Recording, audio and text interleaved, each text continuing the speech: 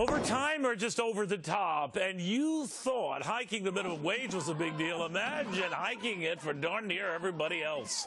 Welcome, everybody. I'm Neil Cavuto. And who says you have to be paid the minimum to get the maximum? The administration very close now, we're told, to changing the rules for overtime.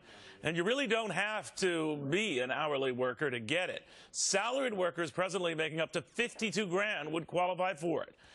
That is about 10 million workers and maybe more, to the guy who says it's a guaranteed jobs killer and nothing less. Craig Smith, you also say it could be a recovery killer as well. Why?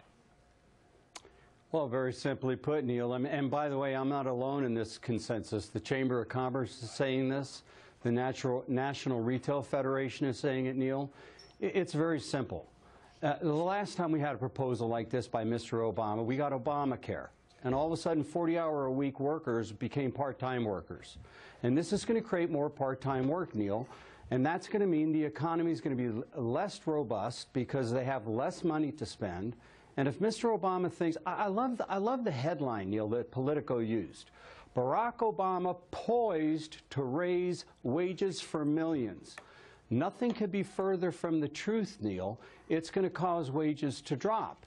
If Mr. Obama wants a recovery to occur, he needs to reduce and shrink the size of government. Neil, think about this. I hate to filibuster, but this is a truth. If you look in the past, historically, the deeper recession is, the more we spring out of it quickly and at a faster pace. But, you know, legally he would have the right to do this, I'm told. It would surprise me that if you are changing overtime provisions, what have you, in other words, demanding the point at which you have to pay overtime to even salaried workers, and now up to 52 grand, obviously that's 10 million workers, could be many, many more to your point.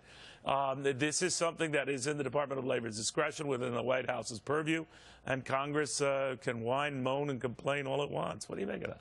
Yeah, well, and that's the problem. So what's going to happen? It's going to create all kinds of legal challenges. You're going to see it tied up in the courts.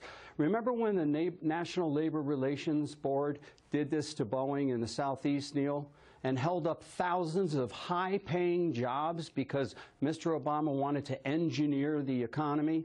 Look, in a deep recession like this, we should be expanding at 3 to 5%. We had a negative 0.7% GDP in the first quarter.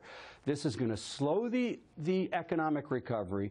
This is going to reduce wages, in my opinion, because the guy that's got a 35-hour-a-week worker now is going to just add on another guy for 10 or 15 hours. Well, that's to what pick I up the suspect slack. might happen. I always tell people, I don't care what your views are on this subject of the minimum wage. I mean, if you know what used to be a 40-hour week being the full-time week, then they change it with the health care law to 35, then to 32, then 32 and a half, and then you are going to do as any businessman would do, on the left or the right. You're going to engineer your workers' schedule to accommodate for this and to keep that in account so that you don't have to pay either this higher wage or, for that matter, count them as full-time workers to avoid paying these higher salaries. Right?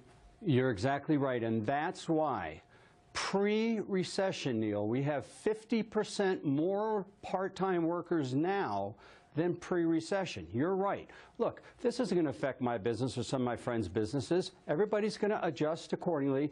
And by the way, Neil, the employers are not bad guys. I mean, I have employees I've had for 31 years. I mean, we want our employees to make money and be happy. But you can't do it in a lousy economy like this, and this is what Mr. Obama doesn't understand. If he truly wants to help shrink the size of government, put more money back in the hands of the people, allow your regulations to be put to the side for a couple of years, and you'll see this economy expand again at 2, 3, 4%. Like Ronald Reagan said when they were talking about inflation, he said, it's not the people that are spending too much money. It's the government that's spending too much money. Well, I wouldn't hold your breath for that particular edict to come out. Maybe the Department of Labor on this. I don't know about that. But, Craig, thank you very, very much. Good seeing you, Neil. Well, we are told that Hillary Clinton is reportedly